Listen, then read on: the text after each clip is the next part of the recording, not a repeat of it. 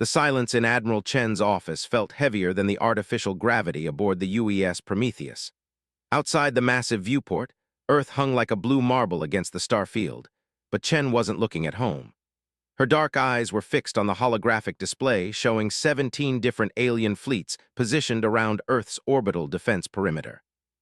"They're all here for him," she whispered, her voice barely audible in the sterile air of the command center. "Every major species in the Galactic Council, even the ones that hate each other." Captain Rodriguez shifted uncomfortably beside her desk. In his 30 years of military service, he'd never seen anything like this. Ships from the proud Velkari Empire sat alongside vessels from their sworn enemies, the Thorian Collective. The ancient Zephyrian dreadnoughts maintained formation with the sleek cruisers of the young Nexari Federation. Warriors who had been killing each other for centuries were now sharing the same space, all for one human. "Ma'am, the Velkari High Command is requesting permission to send an honor guard to the surface," Rodriguez reported, scrolling through the endless stream of communications. "The Thorians want to provide their sacred flame bearers. The Zephyrians are asking if they can perform their ritual of eternal winds." Chen rubbed her temples. Each request was unprecedented. These weren't diplomatic gestures or political maneuvering. These were genuine offers of respect from species that barely acknowledged human existence just 5 years ago. All because of one stubborn old man who refused to follow orders and somehow saved them all. "And the hegemony?" she asked, dreading the answer. Rodriguez paused, checking his data pad twice before responding. "They've sent their entire Praetorian fleet, ma'am, every ship they have. Their message was simple: we come to honor the one who made us free." The hegemony, the most militaristic, honor-obsessed species in known space. A culture that measured worth by battlefield success and viewed mercy as weakness. They had sent everything they had to attend a funeral. Chen felt a chill run down her spine as she truly understood the magnitude of what was happening. Dr. Marcus Webb had been many things during his 73 years of life. A brilliant xenobiologist, a terrible soldier, an even worse diplomat, and according to his service record, one of the most insubordinate officers ever to wear a UES uniform. He had a gift for ignoring direct orders, questioning authority, and getting into trouble. But somehow, in the span of 3 years, this awkward academic had managed to fundamentally change how 17 different alien civilizations viewed humanity. Memorial service was scheduled to begin in 6 hours, and Chen still had no idea how they were going to manage it. The logistics alone were nightmarish. Different species had different atmospheric requirements, conflicting religious protocols, and some were literally toxic to each other. The crystalline collective couldn't survive in the same environment as the thermal states. The Aquatic Federation needed specialized pressure suits just to attend, and everyone wanted to participate in their own way. "Ma'am, we have another situation," Rodriguez said, his voice tight with concern. "The Draconic Imperium has arrived." Chen's blood turned to ice. The Draconic Imperium never attended anything. They were the oldest, most powerful, and most isolated species in the galaxy. For 3,000 years, they had maintained their empire through strength and absolute isolation. They didn't form alliances, didn't participate in the Galactic Council, and certainly didn't attend funerals for humans. "Where?" she managed to ask. "They're not announcing their position, but our deep space sensors are picking up massive gravitational distortions beyond Pluto's orbit. Whatever they brought, it's big, really big." The situation was spiraling beyond anything Chen had prepared for. She had been Webb's commanding officer for only the last year of his life, after his promotion to senior xenobiological advisor for the UES. Most of his career had been spent in research stations and diplomatic outposts, places where his tendency to treat alien dignitaries like research subjects instead of political entities had caused numerous incidents. But those incidents had led to something unprecedented. Webb had a unique gift for seeing past the political facades and military posturing that defined most interspecies relations. He studied aliens not as threats or allies, but as living beings with their own fears, hopes, and motivations. And somehow, that perspective had allowed him to accomplish what centuries of traditional diplomacy had failed to achieve. Chen pulled up Webb's final mission report on her personal display. 3 months ago, he had been assigned to investigate a series of mysterious energy readings near the Centauri system. What he found there had started a chain of events that nobody fully understood, even now. The energy readings had led him to a derelict draconic research station, abandoned for over a millennium. Inside, he discovered something that changed everything. Evidence of an ancient plague that had swept through draconic space, killing billions and forcing them into their current isolation. But Webb didn't just find evidence of the plague. He found a cure. What happened next was pure Webb. Instead of reporting his findings to UES Command or the Galactic Council, he had taken it upon himself to make contact with the Draconic Imperium directly. He had transmitted the cure's formula along with a simple message. No one should have to live in fear of their own biology. The response had been immediate and terrifying. A draconic battle fleet had appeared at the research station within hours. For 72 hours, nobody knew if Webb was alive or dead. When the draconic ships finally departed, they left behind only a single message. The debt can never be repaid. 2 weeks later, the Velkari-Thorian War had suddenly ended when both sides received simultaneous messages from draconic space. The exact content of those messages remained classified, but the result was immediate peace after 300 years of conflict. Then the hegemony had announced the liberation of their slave worlds. The Zephyrians had opened their borders for the first time in centuries. Across the galaxy, species that had been locked in conflict or isolation began reaching out to each other. All because an old human scientist had given away a cure instead of using it as leverage. Chen closed the mission report and turned back to the viewport. 17 fleets were now visible to the naked eye, their running lights creating a constellation around Earth. In 6 hours, they would all gather to say goodbye to a man who had spent his entire career being told he didn't understand how the galaxy worked. "Rodriguez, get me a channel to all fleet commanders," she ordered. "It's time we figured out how to honor a man who changed everything without ever meaning to." As the communications array activated, Chen couldn't help but think about Webb's last words to her. He had been in the medical bay, dying from the same rare disease that had claimed so many humans in recent years. She had expected him to be bitter about the irony, saving an entire species from plague while unable to cure his own condition. Instead, he had smiled and said, "You know, Admiral, I think I finally figured out the secret to diplomacy. You just have to remember that everyone's afraid of something and everyone wants to be understood, even dragons." The communication channel crackled to life, and 17 different voices began speaking in 17 different languages. Chen took a deep breath and began the impossible task of organizing a funeral that could honor one human without starting a war between the species that had come to mourn him. Outside her viewport, the draconic fleet finally revealed itself as it passed behind Earth's moon. The ships were massive beyond comprehension, their hulls gleaming like polished obsidian. At the center of the formation flew a single vessel that Chen recognized from historical texts, the Dragon's Crown, the personal ship of the Imperium's supreme hierarch. They had come not just to attend the funeral, but to lead it. And Chen was beginning to understand that this was going to be far more than a memorial service. This was going to be a moment that defined the future of every civilization in the galaxy. All for an old man who had spent his life studying aliens and had somehow taught them all to be human.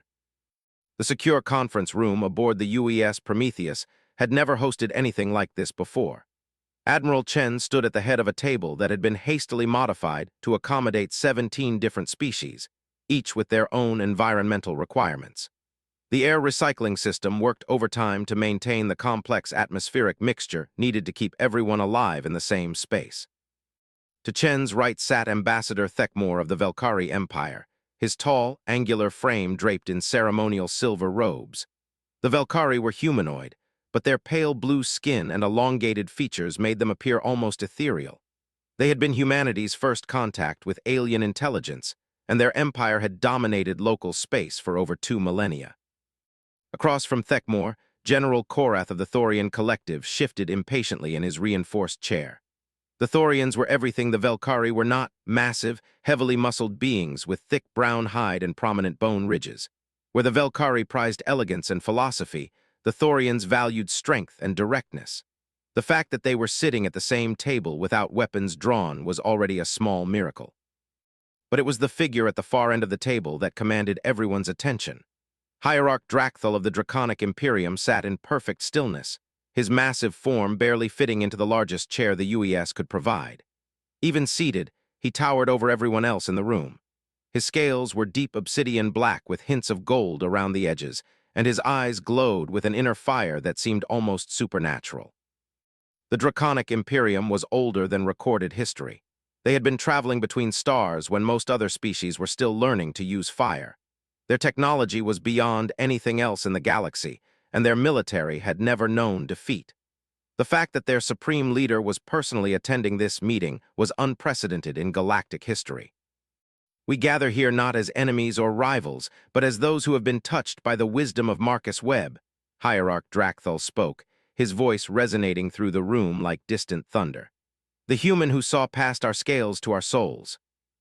Chen had read every intelligence report on the Draconic Imperium in the UES database, but none of them had mentioned that their leaders spoke in such poetic terms. The translation matrix was working perfectly, but there was something in the hierarch's tone that suggested deep emotion beneath his formal words. Your Excellency, Chen began carefully, we are honored by your presence, but we need to discuss the practical aspects of the memorial service. We have 17 different fleets in our system, each with their own ceremonial requirements.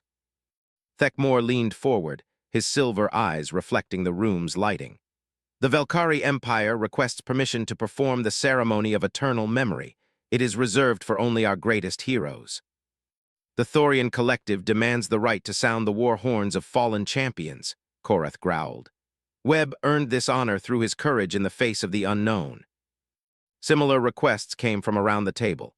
The Zephyrians wanted to perform their wind dances. The Aquatic Federation wished to sing their deep songs. The Crystalline Collective requested permission to resonate in harmony with Earth's magnetic field. Each ceremony was sacred to its respective species, and all of them wanted to honor Webb in their own way. These are all meaningful tributes, Chen said diplomatically, but we need to consider logistics. Some of these ceremonies require specific atmospheric conditions or electromagnetic frequencies that could be harmful to other species. Then we adapt, came an unexpected voice from the corner. Captain Sarah Martinez, Webb's former research partner, stepped forward. Chen had invited her to observe the meeting, but hadn't expected her to speak. Dr. Webb spent his entire career adapting to work with different species. Maybe this is our chance to do the same. Martinez was young for her rank, barely 35, but she had worked more closely with Webb than anyone else during his final years. Her dark hair was pulled back in a regulation style, but her eyes held an intensity that reminded Chen of Webb himself. Captain Martinez, Hierarch Drakthal said, turning his massive head to focus on her. You knew the human well, tell us what would he have wanted. Martinez took a breath, clearly intimidated by the assembled dignitaries, but determined to speak her mind. He would have wanted us to figure out how to do it together. Dr. Webb believed that the differences between species weren't obstacles to overcome, but resources to be shared. He used to say that every species had something unique to contribute to the galaxy. The room fell silent as the implications of her words sank in.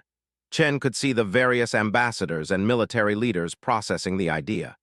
These weren't separate ceremonies competing for attention. They were pieces of a larger tribute that could only be complete if all species participated. The captain speaks wisdom, said Commander Vexani of the Zephyrian Conclave, her translucent wings shimmering as she spoke. Our wind dances could carry the resonance frequencies needed by the Crystalline Collective. The thermal emissions from the Thorian war horns could power the atmospheric processors for the Velkari ceremony. General Korath's bone ridges furrowed as he considered this. You're suggesting we coordinate our ceremonies, work together instead of taking turns. More than that, Martinez said, her confidence growing. I'm suggesting we create something new, something that's never been done before.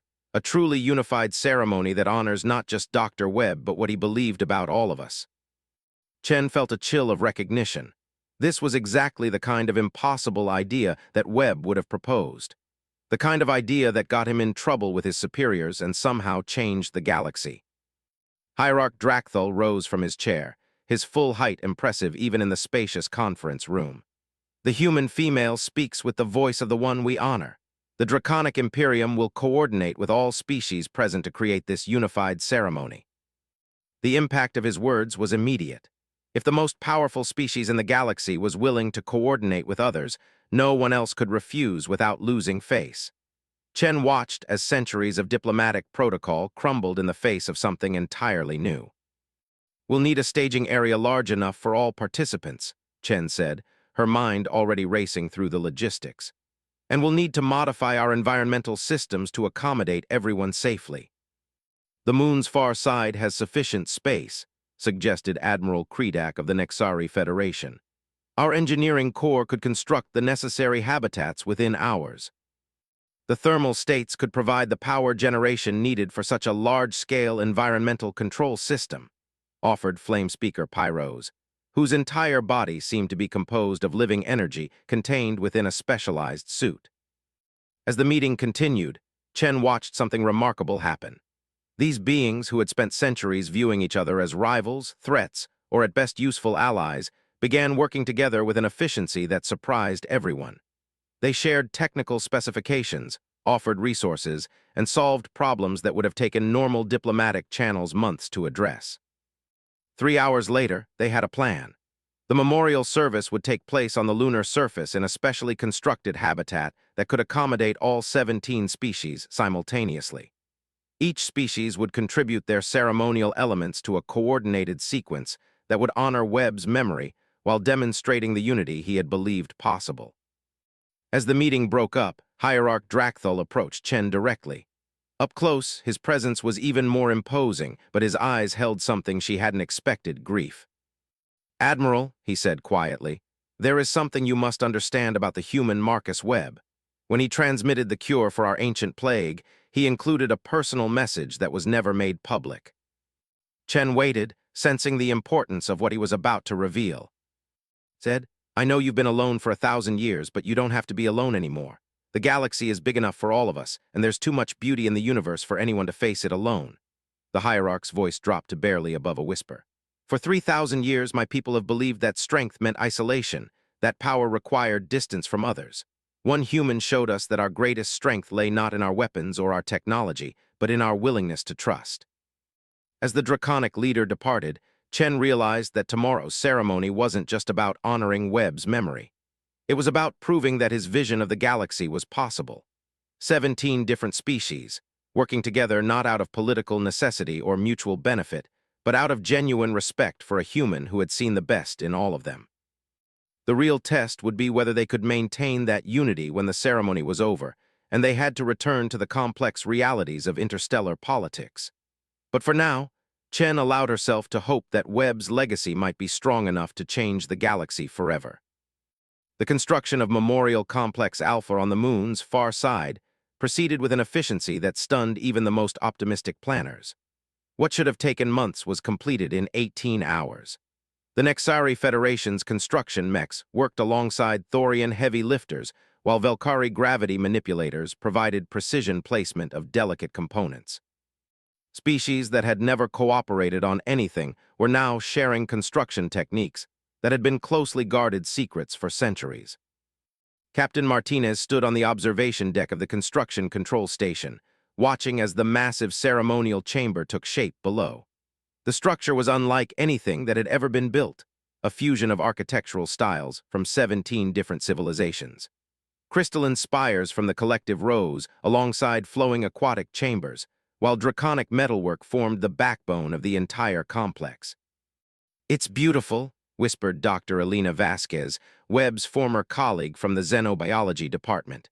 She had arrived on the morning transport along with dozens of other humans who had worked with Webb throughout his career. "He would have loved this."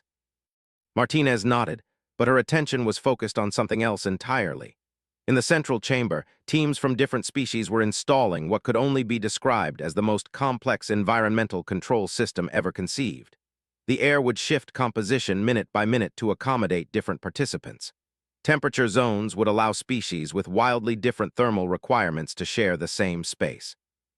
Even gravity could be adjusted in specific sections to make everyone comfortable. But it wasn't the technical achievement that amazed her. It was watching a Thorian engineer teach a Velkari technician how to calibrate thermal regulators, while a Zephyrian specialist showed both of them a more efficient way to route the atmospheric processors. These beings were learning from each other at a rate that defied everything known about interspecies cooperation. "Captain," came a voice behind her. Martinez turned to see Admiral Chen approaching with a data pad in hand and concern written across her features. "Admiral, is there a problem with the construction?" "Not with the construction," Chen replied, handing her the data pad. "But we have an unexpected situation developing in Earth orbit." Martinez scanned the report quickly, her eyebrows rising with each line. "More ships are arriving? How many more?" 43 additional fleets from species that aren't even part of the Galactic Council. Some of them we've never had contact with before. They're requesting permission to attend the ceremony." The implications were staggering. The original 17 species had been impressive enough, but 43 additional civilizations meant that nearly every known spacefaring race in the galaxy was converging on the Sol system. It was the largest gathering of alien ships in recorded history. "How did they even know about the ceremony?" Martinez asked. "Most of these species don't communicate with anyone outside their own territories." "That's what worries me," Chen admitted. "Someone or something is spreading word about this memorial across the entire galaxy. Either we're looking at the most remarkable coincidence in galactic history, or there's something about Webb's death that we don't understand." Before Martinez could respond, her communicator chimed with an incoming message from the construction site. The voice that emerged was unmistakably draconic, deep, resonant, and filled with urgency. "Captain Martinez, your presence is required in the central chamber immediately. We have discovered something that requires your expertise." The trip down to the lunar surface took only minutes, but Martinez's mind raced with possibilities. What could the Draconics have found that required her specific knowledge? She had been Webb's research partner, but her expertise was in xenobiology, not construction or engineering. The central chamber was a masterpiece of cooperative engineering. The domed ceiling rose 300 meters above the floor, supported by interwoven structural elements that somehow incorporated design principles from every participating species. But it wasn't the architecture that caught Martinez's attention as she entered. It was the massive holographic display that filled the center of the space. Hierarch Drakthul stood before the display alongside representatives from a dozen other species. The hologram showed what appeared to be a three-dimensional map of the galaxy, but unlike any star chart Martinez had ever seen. Instead of showing political boundaries or trade routes, it displayed something that looked almost organic, flowing networks of light that connected star systems across vast distances. "Captain Martinez," the hierarch said without turning around, "please examine this display and tell us what you see." Martinez approached slowly, her scientific training kicking in as she studied the holographic representation. The network patterns were familiar somehow, like something she had seen in her research but couldn't quite place. The connections between star systems pulsed with a gentle rhythm that reminded her of neural networks, she breathed. "This looks like a massive neural network spanning the galaxy." "Precisely," said Ambassador Thekmore, his silver eyes reflecting the hologram's light. "This is what Dr. Webb discovered at the abandoned Draconic Research Station. Not just the cure for our ancient plague, but evidence of something far more significant."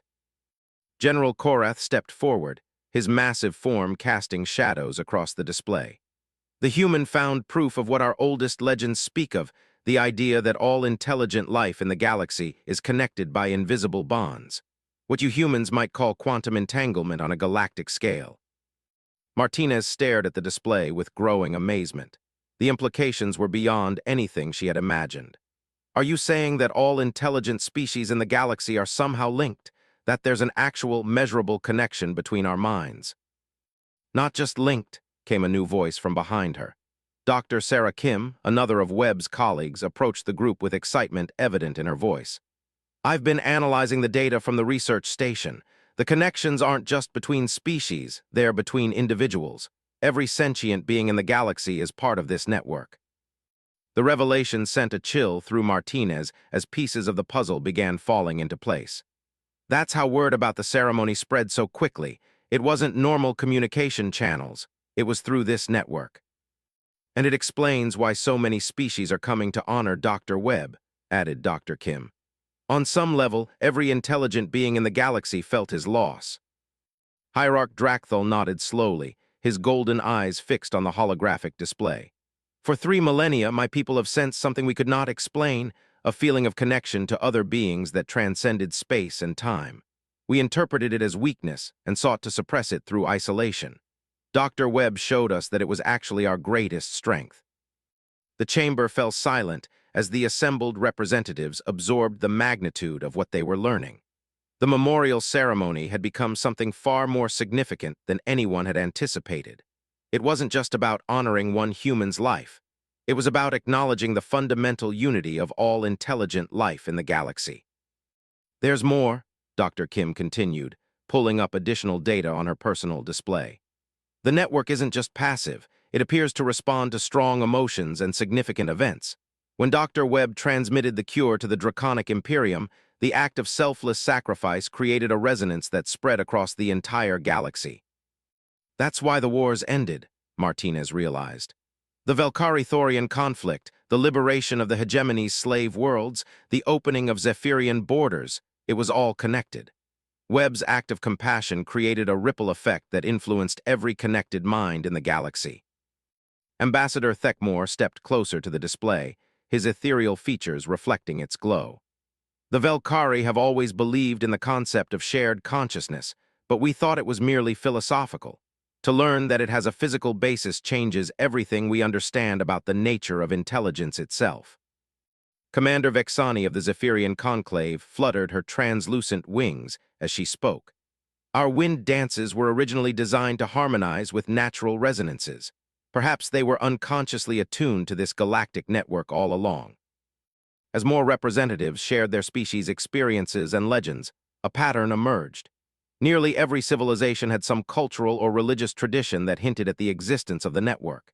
Shared dreams, prophetic visions, spontaneous acts of compassion across vast distances, phenomena that had been dismissed as superstition or coincidence, were actually evidence of humanity's connection to something much larger. The ceremony tomorrow isn't just about Dr. Webb anymore, Martinez said, her voice filled with awe. It's about acknowledging our place in this galactic community, about proving that the connections between us are real and worth protecting. Hierarch Drakthal turned to face the assembled group, his massive form radiating an authority that had been earned over centuries of leadership. The human Marcus Webb opened our eyes to a truth that we had forgotten in our pursuit of individual power. Tomorrow, we will honor not just his memory, but the bonds that unite all thinking beings. And perhaps, in doing so, we will take the first step toward a new era of galactic civilization. As the representatives dispersed to make final preparations for the ceremony, Martinez remained behind with Dr. Kim, both of them staring at the holographic display that revealed the hidden architecture of galactic consciousness. Elena, Martinez said quietly, do you think Webb knew? About the network, I mean. Do you think he understood what he was really doing when he gave away that cure? Kim considered the question carefully before responding. I think Marcus Webb understood something that the rest of us are just beginning to grasp. He always said that the universe was too big and too beautiful for anyone to face alone. Maybe he knew that none of us really are alone, that we're all part of something larger than ourselves. The holographic galaxy pulsed gently around them, its networks of light connecting billions of worlds and trillions of minds in an intricate web of consciousness that spanned the stars. Tomorrow, representatives from across that network would gather to honor the human who had helped them, remember that they were all part of the same magnificent whole.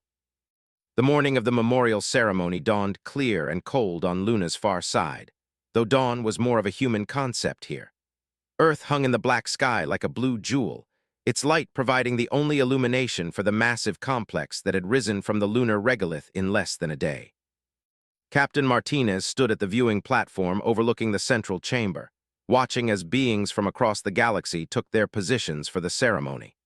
The sight was beyond anything she could have imagined even a week ago. Crystalline entities from the collective reflected and refracted the chamber's lighting into rainbow patterns that danced across the walls. Aquatic Federation representatives moved gracefully through their specialized fluid environments, their bioluminescent communication patterns creating slowly shifting displays of color. The massive forms of Thorian warriors stood at attention beside the ethereal Velcari delegation, while Zephyrian wind dancers prepared their aerial choreography in the chamber's upper reaches. But it was the continual arrival of new species that truly demonstrated the magnitude of what was happening. Throughout the night, ships had continued to appear in the Sol system. The final count now stood at over 200 different civilizations, species that many of the original attendees had never even heard of. Some came from the galaxy's outer rim, others from hidden worlds in the core systems.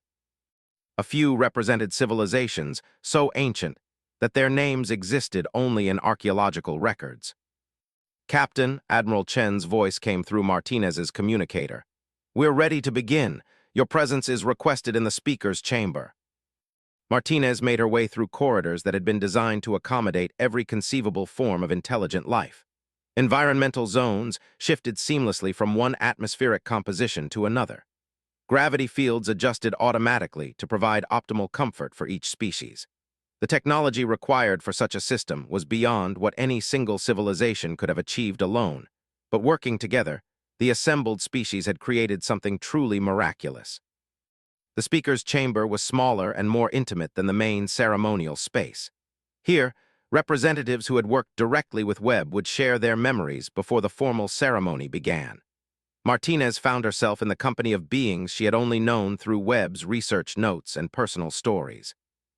Dr. Cathara of the Meditation Guild was there, a Zephyrian female whose research into consciousness had complemented Webb's work on interspecies communication.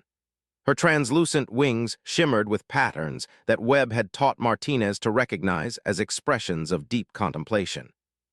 General Korath sat in respectful silence beside Professor Velter of the Velkari Academy of Sciences, two beings who had initially viewed each other with suspicion, but had bonded over their shared admiration for Webb's unconventional approach to xenobiology. But it was the presence of Sage Drachmer, the Hierarch's own brother, that truly emphasized the significance of the gathering. The Draconic Imperium's greatest philosopher had emerged from centuries of seclusion to attend the ceremony. His smaller stature and more elaborate scale patterns marked him as different from the warrior leaders who usually represented his people, but his eyes held the same ancient wisdom that characterized his species. "Before we begin the formal ceremony," Sage Drachmer said, his voice carrying the resonant tones characteristic of his people, "I wish to share something that my brother chose not to reveal in the larger assembly. When Dr. Webb transmitted the cure for our plague, he included a personal message specifically for me." The chamber fell silent as the ancient philosopher continued.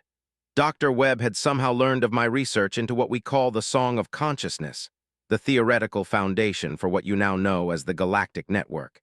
His message was simple. Your song is beautiful, but it was meant to be a symphony. The galaxy is waiting for you to take your place among the other voices." Martinez felt tears forming in her eyes as she realized what Webb had done. He hadn't just given the Draconics a cure for their disease. He had given them permission to rejoin the galactic community they had isolated themselves from for millennia. Dr. Cathara's wing patterns shifted to what Martinez recognized as profound sadness mixed with gratitude.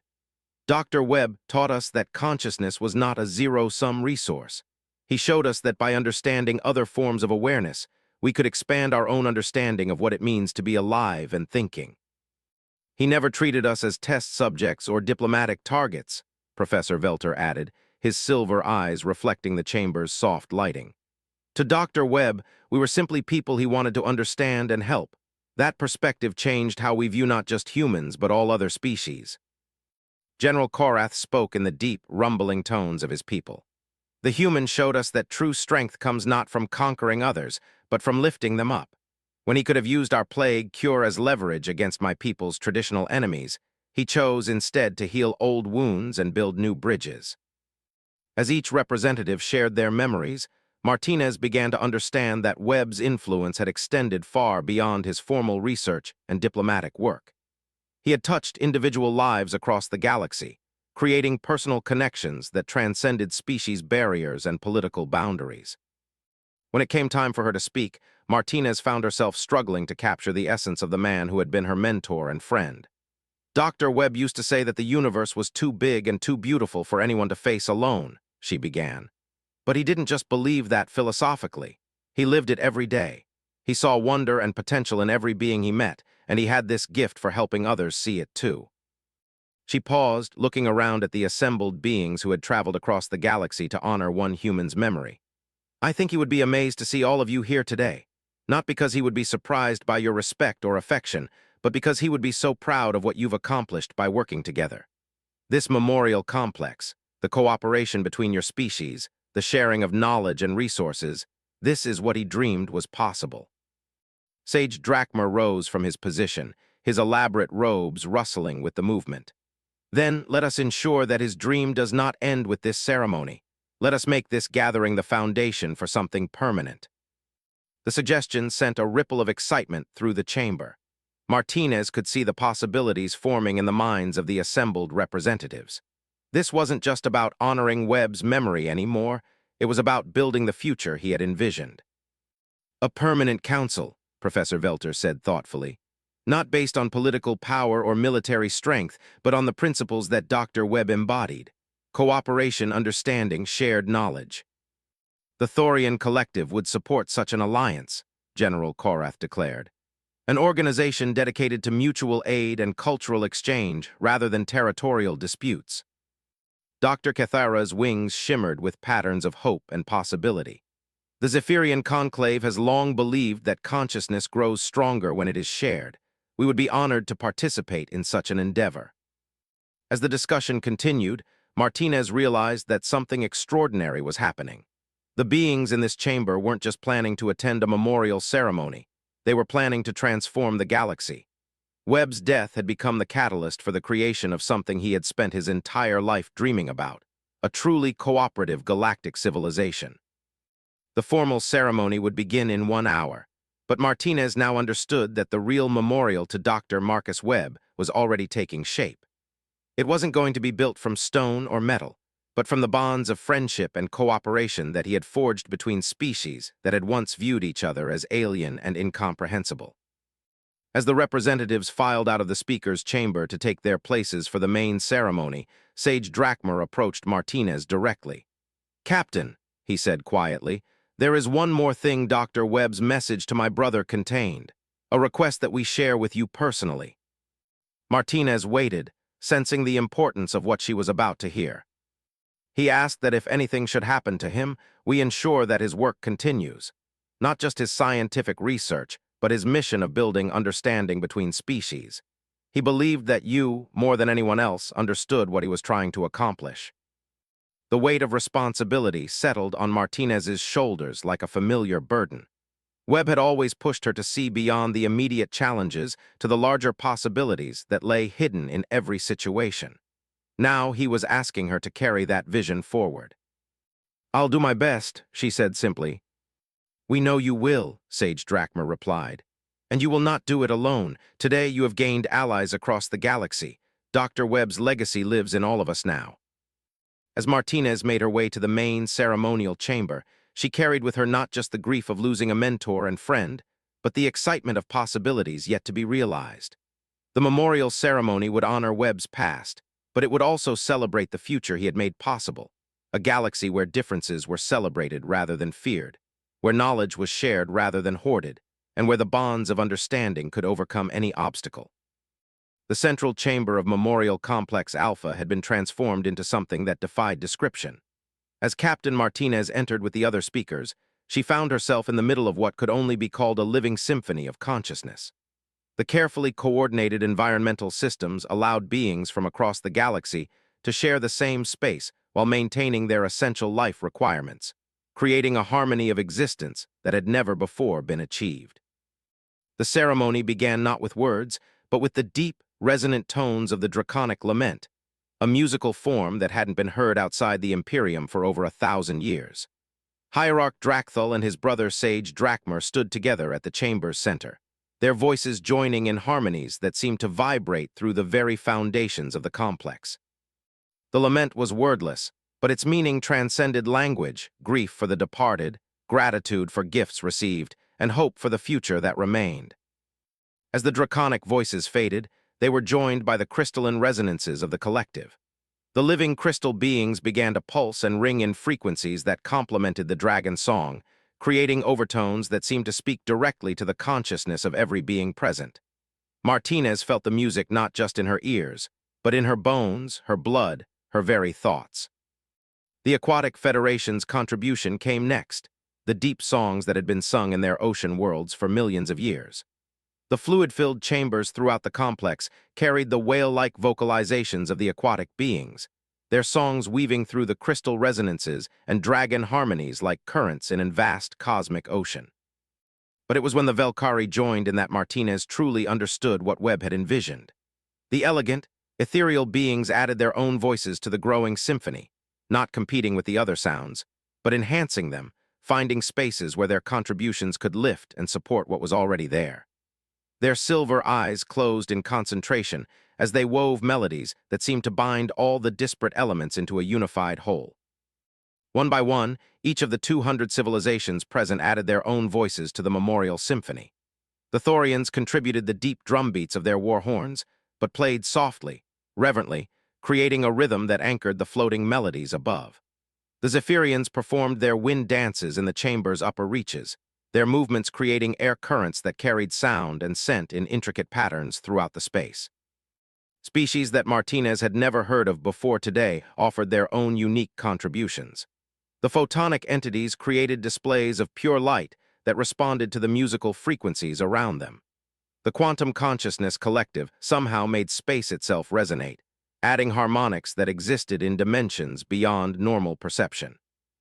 Ancient machine intelligences that had outlived their biological creators contributed mathematical sequences that transformed into haunting melodies when filtered through the chamber's acoustic systems. As the symphony built toward its crescendo, Martinez realized that she was witnessing something unprecedented in galactic history. This wasn't just a memorial ceremony.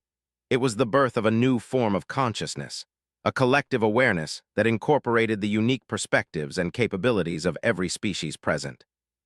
The holographic display that had shown the galactic consciousness network reappeared in the center of the chamber, but now it was responding to the music being performed around it. The networks of light that connected star systems across the galaxy pulsed and flowed in time with the memorial symphony, showing how the ceremony's harmonies were resonating across the entire cosmic web of consciousness. Admiral Chen, watching from the observation platform above, felt tears streaming down her face as she witnessed the impossible made real. The greatest military minds in human history had spent centuries trying to figure out how to defend Earth from potential alien threats. Dr. Marcus Webb had done something far more effective. He had made those potential enemies into friends, allies, and now family. The symphony reached its peak as all voices joined together in a moment of perfect unity. The sound was indescribable. Imagine trying to capture the voice of the galaxy itself. The collective consciousness of trillions of minds joined in a single moment of shared purpose and understanding. For just an instant, every being present felt connected not just to each other, but to every thinking creature across the stars. Then, slowly, the voices began to fade, leaving behind a silence that was somehow more profound than the music that had preceded it. In that silence, Captain Martinez stepped forward to offer the final words of the ceremony. Dr. Marcus Webb believed that the universe was too big and too beautiful for anyone to face alone, she said, her voice carrying clearly through the chamber's perfect acoustics. Today, all of you have proven that he was right. You have shown that the bonds between thinking beings are stronger than the distances between stars, more enduring than the conflicts that divide us, and more beautiful than any single voice singing alone.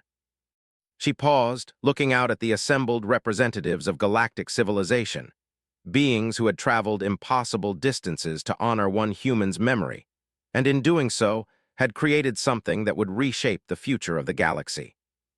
Dr. Webb would be amazed and humbled by what you have accomplished here today, but he would also remind us that this is not an ending, it's a beginning.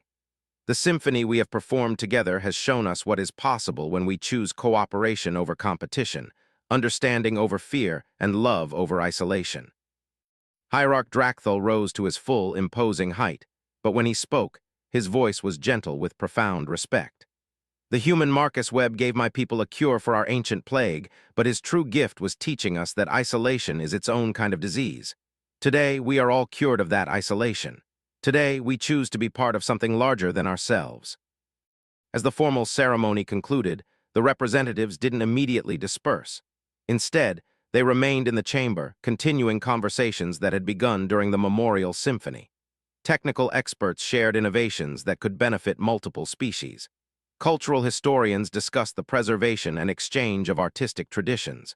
Military leaders talked not about defense against each other, but about cooperative responses to common threats. Martinez watched with wonder as informal groups formed and reformed throughout the chamber. A crystalline collective researcher was explaining resonance harmonics to a group of Zephyrian musicians. Thorian engineers were demonstrating heavy construction techniques to delegates from a dozen other species.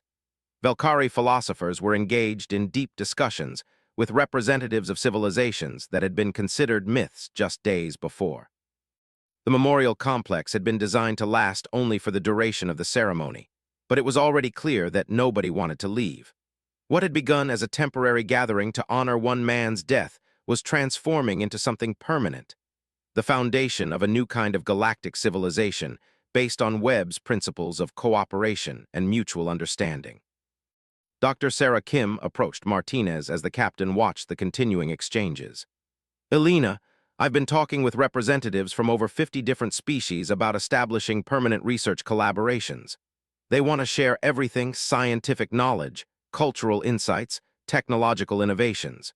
It's like Webb's death has broken down barriers that have existed for millennia." "It's more than that," Martinez replied, her gaze fixed on the holographic display that still showed the pulsing networks of galactic consciousness.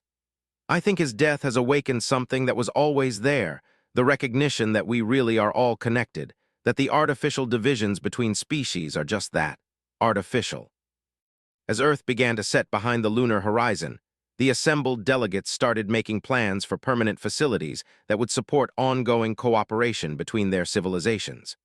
The memorial complex would be expanded and transformed into something unprecedented, a truly galactic capital where representatives from across the known universe could work together on challenges that affected all thinking beings. The Draconic Imperium offered to share their most advanced construction technologies.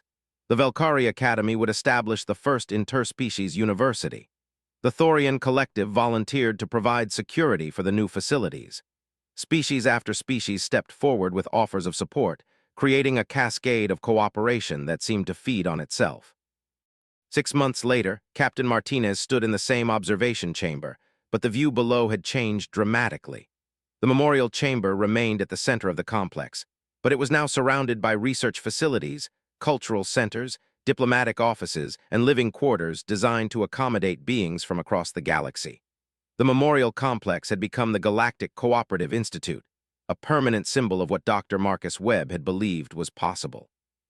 The Institute's first major project was a comprehensive survey of the Galactic Consciousness Network, led by teams that included representatives from every known spacefaring species. The second project was even more ambitious, a plan to extend peaceful contact to species that had not yet achieved interstellar travel, offering guidance and support rather than conquest or exploitation. But perhaps the most meaningful development was the establishment of the Webb Protocols, a set of principles for interspecies contact based on the approach that had made Webb so effective. First contact missions would prioritize understanding over advantage, cooperation over control, and long-term relationship building over short-term gain. As Martinez watched vessels from dozens of different civilizations arriving and departing from the Institute's landing facilities, she remembered Webb's favorite saying, "The universe is too big and too beautiful for anyone to face alone." He had been wrong about one thing, though. The universe wasn't too big or too beautiful. It was exactly the right size for all of them to face together, as partners in the greatest adventure that consciousness had ever undertaken. Dr. Marcus Webb's funeral had indeed been capable of breaking interstellar harmony, not by destroying it, but by replacing the fragile, limited harmony of political convenience with something far more powerful. The true harmony of beings who had chosen to see each other not as aliens, but as family scattered across the stars.